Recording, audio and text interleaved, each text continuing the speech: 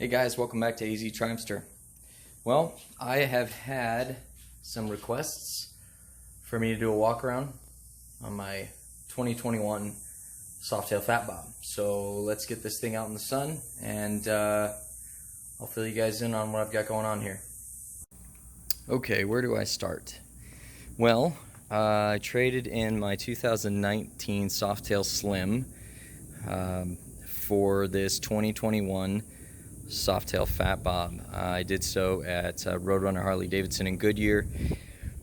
Why did I make the switch? Well, I loved my Softail Slim. There was nothing wrong with it, well, except for the fact that it had, at the time, an inferior oil pump compared to, I believe it's post 2021 or 2020 models, which is obviously what I have here. So, and I had taken measures to help that along, but it was actually the conversation about the oil pump and the potential issues down the road that I would have, or potentially have, that really is what put this in motion. So, and then also, trade values at the time, and maybe even still are, were really high. So I got a great deal of money for my Slim to trade towards this. My payment went down, my insurance went down. I mean, I can't explain that, how my insurance went down, but still it was more incentive. So yeah, I did the trade and got this, and I'm glad I did. The 114 is great compared to the 107, and this was a platform that really gave me an opportunity to kind of do something different. I mean, just as a general statement, the Fat Bob, the Softail Fat Bob, that is a little bit more, I guess in a way it kind of flies in the face of what a lot of people think a Harley is or should be, what with this light bar headlight and some of its other styling cues. So I was actually more than happy to take on the challenge. When I bought it, it was completely black. It was, black fenders, black tank, all that stuff. So, yeah, I really wanted to do something different, and then having a black motorcycle, since that's the most common and most popular, that also really pushed me to do something unique. So first thing I did was I put mids on it. This is a Harley mid kit, and I'm a shorter rider, 5'5". The forwards weren't that bad, but I wanted mids for a more aggressive riding position. So those, plus these Dean Speed Customs, billet aluminum, CNC aluminum, foot pegs, pistol grip pegs. It's a fantastic setup for rider position. So yeah, the mids were the first thing I did, and then I ended up putting some slip-ons on the factory exhaust, changed that up, but we'll come back to that in a minute. The next thing I did was handlebars. First thing I tried was some MX style bars, some actual Harley MX style bars on the factory risers, which worked for a little while, but I wanted something. Basically, the challenge was to max out the brake line, the clutch cable, and the factory wires, and have something that looked good and also fit me ergonomically. So these are an 8-inch rise T-bar. These are Dean Speed Customs switchbacks, and what makes them the most unique and most effective is the amount of pullback in the rise that you can see there. And then it even has some significant pullback in the handlebar portion as well. Having that height also allowed me to swing the mirrors under, and I'm also running some Built-Well recoil grips, which I've now had, I think, on like 3 or 4 bikes. I love those grips.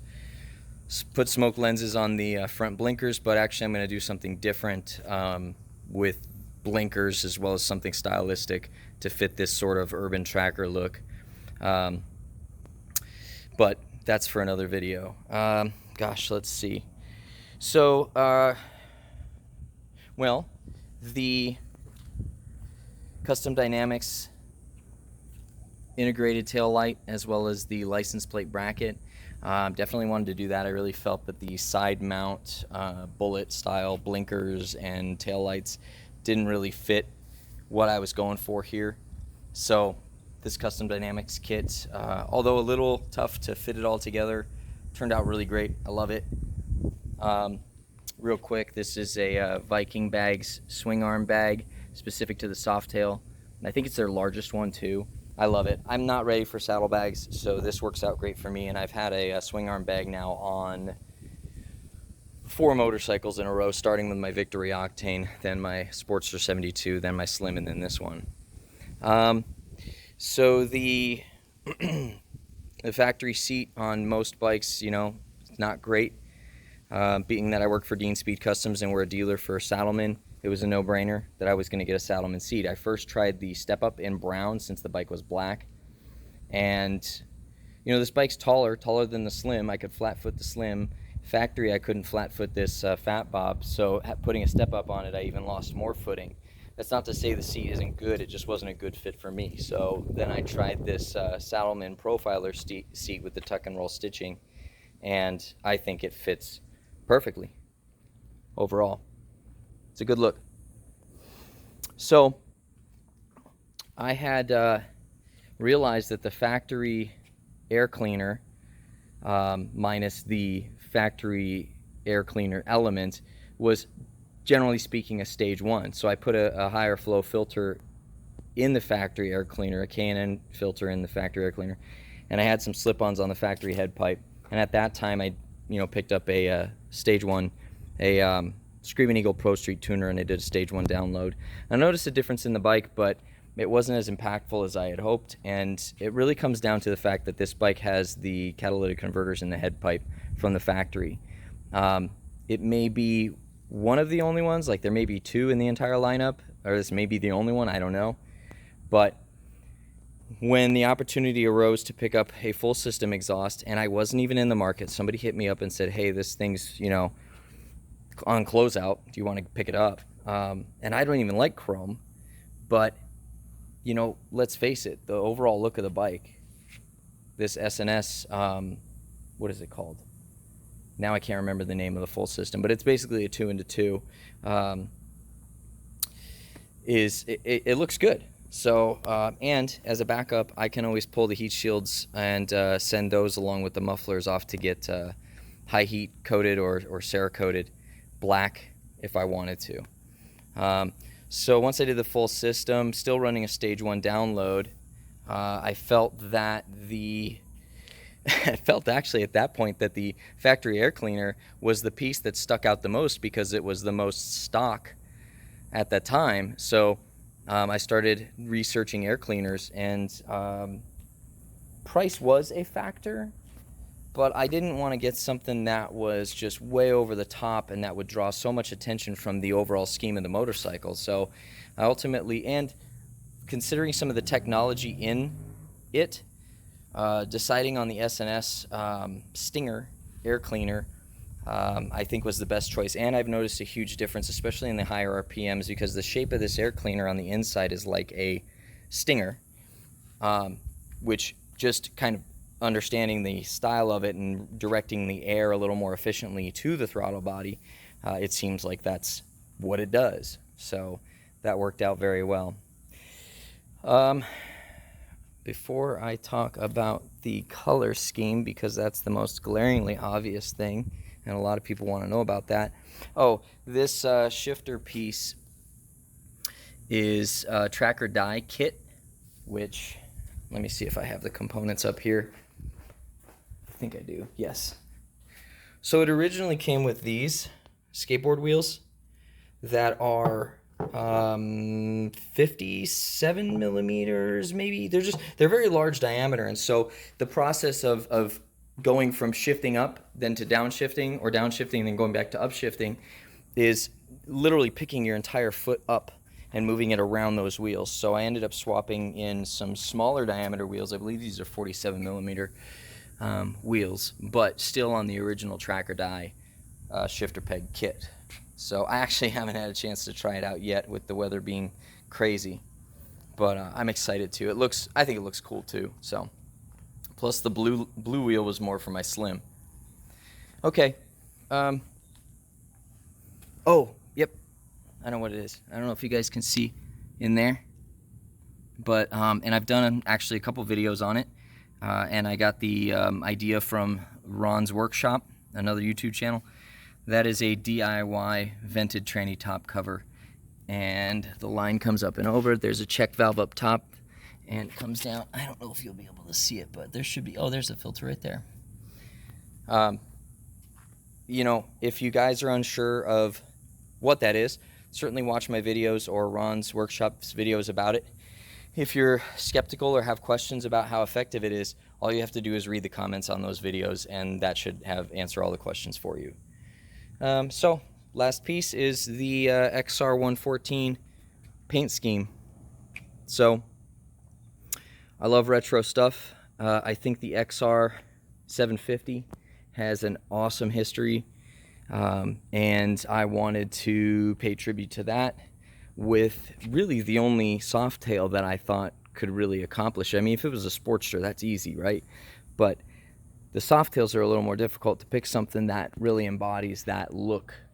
So that's what I went with, and it's not paint, it's actually powder coat. I took all the tins off the side covers, the tank, drained the tank, took the fuel pump out, fenders, everything, sent them off to powder coat and got them coated Chevy orange.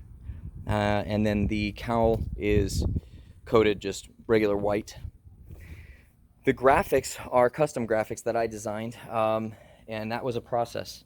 And they weren't cheap, but still cheaper overall than a paint job. This is the piece that took the longest to design and have made up. And then the side covers was easy. I actually used some black vinyl to black out some of the overlapping or extra sort of pieces. See down there too.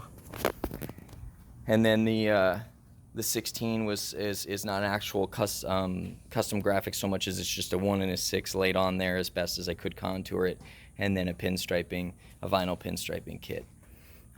But that, I think that undersells it. I've customized plenty of bikes, and they look good, at least as far as the feedback I've gotten. And this is the first motorcycle that I've customized to the point where I'm more outwardly proud of it. Yeah, and I think rightfully so. This has a lot of work into it, and it's turned out great. I think, well, realistically, a lot of people comment on the videos about this bike and say, oh, what you need to do next is a cam, bump up the displacement, torque this, horsepower that.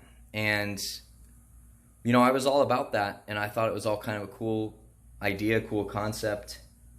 And then I rode the new Sportster S, and I was like, if this bike is available for 15 grand and it kicks this bike's ass, stock, and even I had all this stuff, the stage 1, the full system and everything, and then I'm riding this Sportster S and it's factory set up with it, sport tune or whatever, and it's astonishingly fast. I'm like, at the end of the day, it's this bike as it is, it sounds good.